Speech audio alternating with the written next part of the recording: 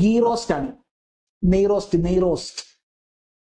Bull's eye ഉണ്ട്, പിന്നെ beef ഉണ്ട്, ബീഫ് തേങ്ങാക്കൊത്തൊക്കെ ഇട്ട് വരട്ടിയെടുത്ത ബീഫ്, പിന്നെ ചമ്മന്തി, ഇറങ്ങുമല്ലോ.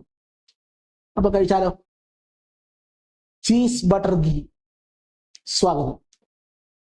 ഇന്നത്തെ ഐറ്റംസ് ആണിത്. ഓക്കെ, നല്ല നെയ്യില് മൊരിഞ്ഞ ദോശയാണ്, ഗീ റോസ്റ്റ് ആണ്. ചട്നി കൂട്ടി നമുക്ക് ആദ്യം കഴിച്ചോളൂ.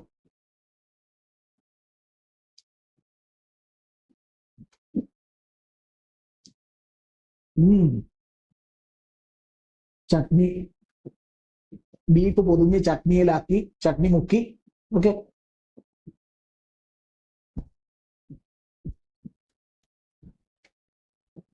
എവിടെയോ കുറച്ച് ഉപ്പ് കൂടുതലുണ്ടെന്നാ തോന്നുന്നത്. ബീഫിന്റെ ആയിരിക്കും. തേങ്ങാക്കൊത്ത് വെച്ചോ, ബീഫിന്റെ അല്ല. ഓക്കെ, നമുക്ക് ഈ ബുൾസൈല് പൊട്ടിച്ചിടാം. ദോശ അങ്ങോട്ട്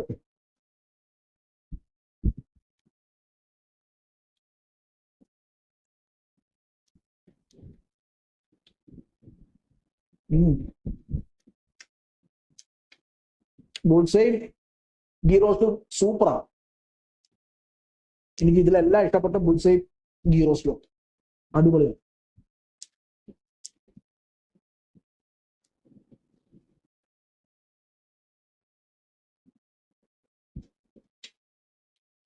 നമുക്ക്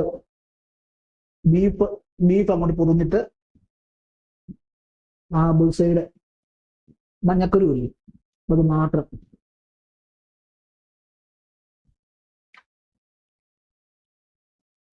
വണ്ടർഫുൾ. ചട്നി ഒന്നും വേണ്ട, അടിപൊളിയാണ്. ഇന്ന് ഞാനിങ്ങനെ ഒരു കഥപ്പുസ്തകം വായിച്ചു. വിഷയം പ്രണയമാണ്. അപ്പൊ ഇങ്ങനെ ഇൻട്രസ്റ്റിംഗ്, പ്രണയമൊക്കെ അല്ല ഇൻട്രസ്റ്റിംഗ് ആണല്ലോ. അപ്പൊ ഇങ്ങനെ അത് വായിച്ചുകൊണ്ടിരുന്നപ്പോഴത്തേക്കും അത് ഫുള്ള് വായിച്ചു തീർന്നു. അപ്പോൾ അപ്പൊ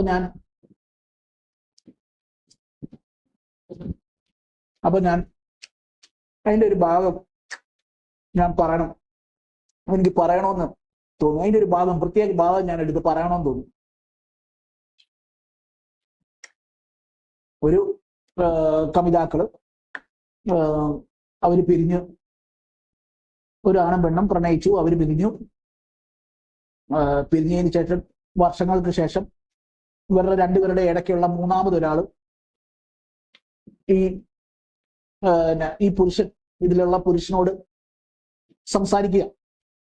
അപ്പം ഈ പെണ്ണ് ഈ ചെറുക്കനെ ഇട്ടിട്ട് പോയി. ഇപ്പോഴത്തെ ഭാഷയിൽ പറഞ്ഞ തേച്ചിട്ട് പോയി. അങ്ങനെയൊന്നും ഞാൻ പറയുന്നില്ല,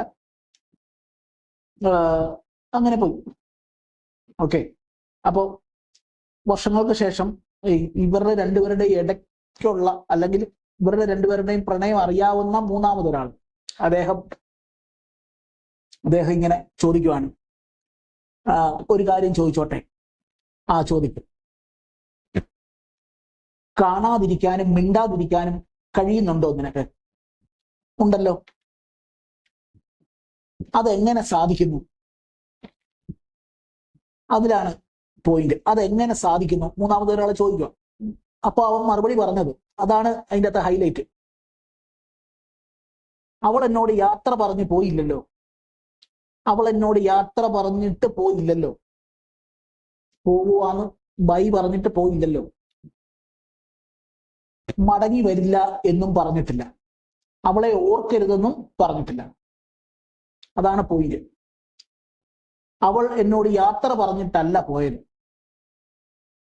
മടങ്ങി വരില്ല എന്നും പറഞ്ഞിട്ടില്ല. അവൾ ഓർക്കരുതെന്നും പറഞ്ഞിട്ടില്ല. എന്നെ മറക്കണമെന്നും ഓർക്കരുതെന്നും ഒന്നും പറഞ്ഞിട്ടില്ല. തിരിച്ചു വരുമെന്നുള്ള കാത്തിരിപ്പിന് ഞാൻ അവളുടെ പേര് നൽകിയിട്ടുണ്ട്. മനസ്സിലായോ? തിരിച്ചു വരും എന്നുള്ള കാത്തിരിപ്പിന് ഞാൻ അവളുടെ പേര് നൽകിയിട്ടുണ്ട്. അതാണ്. അപ്പൊ അതിൻ്റെ അകത്ത് പോയിന്റ് എന്താന്ന് ചോദിച്ചാൽ, ഈ പെൺകുട്ടി പോയപ്പോ ബൈ എന്ന് പറഞ്ഞില്ല. മനസ്സിലായോ? ഈ ബൈ ഇല്ലാതെ ഒരുപാട് പേര്, ഒരുപാട് കവിതാക്കൾ ഇപ്പൊ നടക്കുന്നുണ്ട്.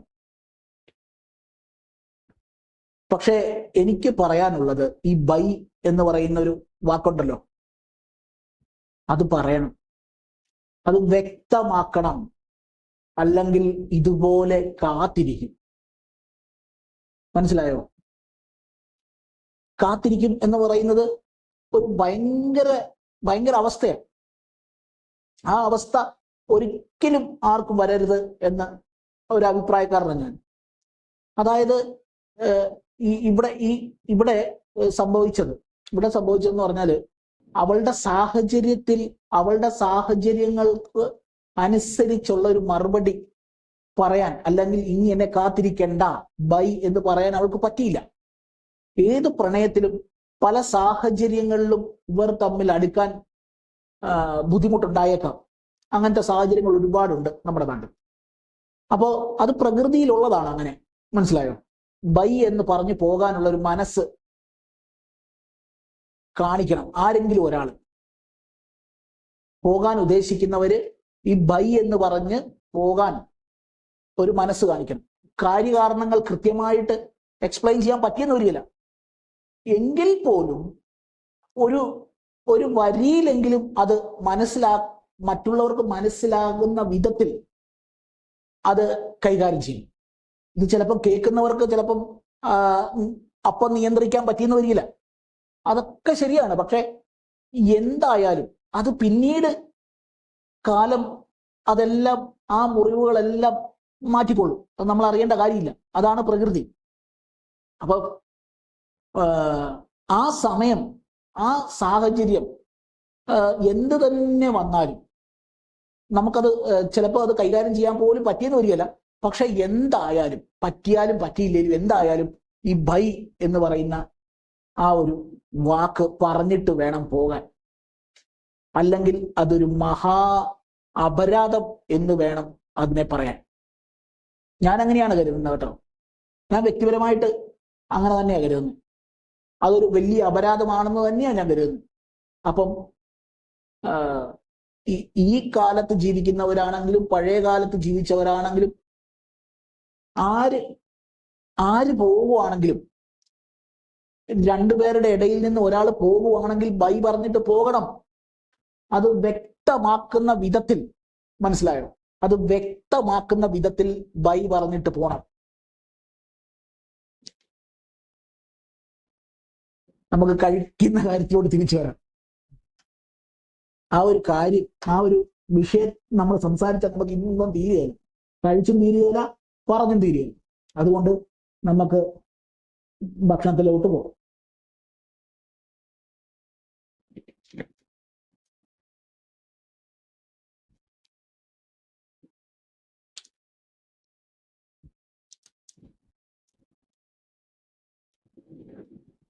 ബീഫ് വരട്ടിയത് ഒരു രക്ഷയില്ല, ഭയങ്കര ടേസ്റ്റ്.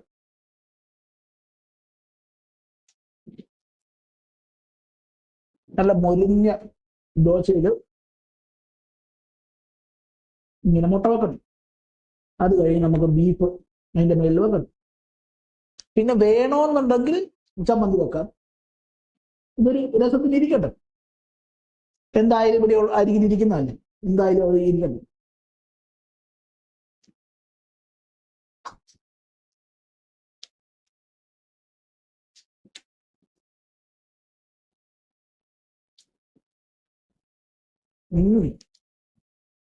വർത്താനം പറയാൻ പോലും വരാം. അതിഗംഭീരം. ആദ്യം എനിക്കൊരു ഇച്ചിരി ഉപ്പ് കൂടുന്നുണ്ടോ, എവിടെയോ കൂടിയോന്ന് തോന്നി. പക്ഷെ അത് വെറും തോന്നലായിരുന്നു. അങ്ങനെയൊന്നുമില്ല.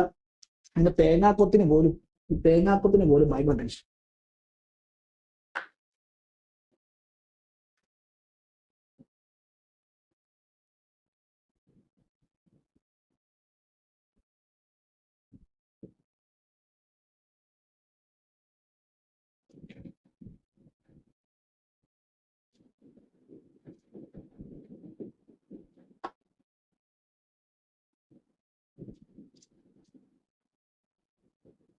എന്നായാലും ഇന്നത്തെ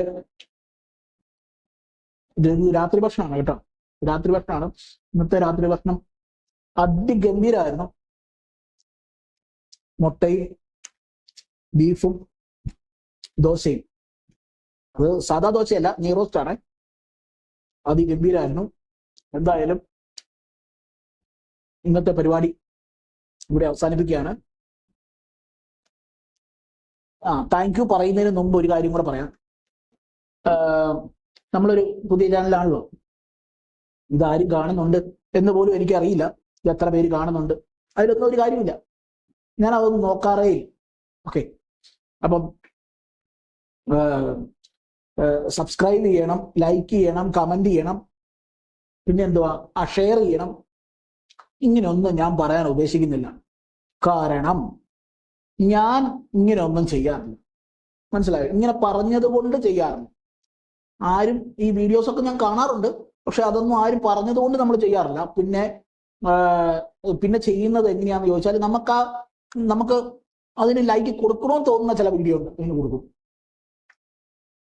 ചിലതിന് കമന്റ് വലിയ നീളത്തിൽ കമന്റ് എഴുതണം എന്ന്, പോസിറ്റീവായിട്ടും നെഗറ്റീവായിട്ടും വഴക്ക് പിടിക്കാനായാലും എന്തെങ്കിലും രീതിയിൽ എഴുതണമെന്ന് തോന്നുന്ന സമയത്ത് മാത്രം എഴുതും, കമന്റ് ചെയ്യും. പിന്നെ ഷെയർ ചെയ്യുന്നെന്ന് പറഞ്ഞാൽ എന്റെ അത്രയും പ്രിയപ്പെട്ടവർക്ക് ഇത് അഴിച്ചു കൊടുക്കാൻ പറ്റുന്ന ഒരു സാധനമാണെന്നും കരുതിയാൽ മാത്രമേ ഉള്ളൂ അത് ഷെയർ ചെയ്യുള്ളൂ. പിന്നെ ചാനൽ സബ്സ്ക്രൈബ് ചെയ്യുന്ന കാര്യത്തിൽ എനിക്കത് ഇൻട്രസ്റ്റിംഗ് ആണ്, വീണ്ടും കാണണം എന്ന് തോന്നുന്നത് മാത്രമേ ഉള്ളൂ ഞാൻ ചെയ്യുള്ളൂ. മനസ്സിലായോ? എനിക്ക് ആ കണ്ടന്റ് അവരുടെ സംഭവം ഇഷ്ടമാണ്, അപ്പൊ അതെനിക്ക് വീണ്ടും കാണണം എന്നുള്ള ഒരു തോന്നൽ വരുവാണെങ്കിൽ അത് സബ്സ്ക്രൈബ് ചെയ്യും. അല്ലെങ്കിൽ ഇതൊന്നും ആരും പറഞ്ഞത് കൊണ്ട് ചെയ്യാറില്ല. അതുകൊണ്ട് തന്നെ ഞാൻ ഇതൊന്നും പറയാൻ ഉദ്ദേശിക്കുന്നില്ല. നിങ്ങൾക്ക് കൊള്ളാമെന്ന് തോന്നിയാൽ, നിങ്ങൾക്ക് ഇഷ്ടപ്പെട്ടാൽ അത് ലൈക്ക് ചെയ്യാം. അതുപോലെ തന്നെ നിങ്ങൾക്ക് എൻ്റെ ഈ ഞാൻ ഭക്ഷണം കാണുന്നത് ഇഷ്ടമാണ്, അല്ലെങ്കിൽ ഞാൻ പറയുന്നത് കേൾക്കാൻ ഇഷ്ടമാണ് എന്ന് നല്ല മനസ്സുണ്ടെങ്കിൽ മാത്രം സബ്സ്ക്രൈബ് ചെയ്യാം. എനിക്ക് പോരായ്മകൾ വല്ലതും പറഞ്ഞു തരണം എന്ന് തോന്നുന്നുണ്ടെങ്കിൽ മാത്രം കമന്റ് ചെയ്യാം. ഇങ്ങനെ ഒന്നും ഇതുവരെയുള്ള വീഡിയോസിന്റെ അടിയിൽ ഇതുവരെ വന്നിട്ടില്ല കേട്ടോ. ഒരു കമന്റ് പോലും ഇന്നുവരെ ആരും അയച്ചിട്ടില്ല. അതുകൊണ്ട് നാളെ ഇങ്ങനെയൊന്നും വരികയില്ല എന്ന് ഞാൻ പ്രതീക്ഷിക്കുന്നില്ല. വരുമായിരിക്കാം, വരട്ടെ, സ്വാഗതം ചെയ്യുന്നു. അപ്പം നിങ്ങൾക്ക് ഇഷ്ടമുണ്ടെങ്കിൽ ഇത് എന്ത് വേണേലും ചെയ്യാം. എല്ലാവരും ഇങ്ങനെയൊക്കെ പറയുന്നത് കൊണ്ട് ഞാനത് എൻ്റെതായ രീതിയിൽ ഞാൻ പറഞ്ഞു. എല്ലാവരും എല്ലാ ചാനലിലും നോക്കിയാലും സബ്സ്ക്രൈബ് ചെയ്യുക, ലൈക്ക് ചെയ്യുക, കമന്റ് ചെയ്യുക, ഷെയർ ചെയ്യുക എന്നൊക്കെ പറയാറുണ്ട്. അതുകൊണ്ട് ഞാനും അങ്ങനെയൊക്കെ തന്നെ പറഞ്ഞു എന്ന് തന്നെ കൂട്ടിയാൽ മതി. പക്ഷേ എൻ്റെതായ രീതിയിലാണ് ഞാൻ പറഞ്ഞത് എന്ന് മാത്രമേ ഉള്ളൂ. ഓക്കെ, അപ്പൊ ഇത് വൈകിട്ട് ചെയ്യട്ടെ. Thank you.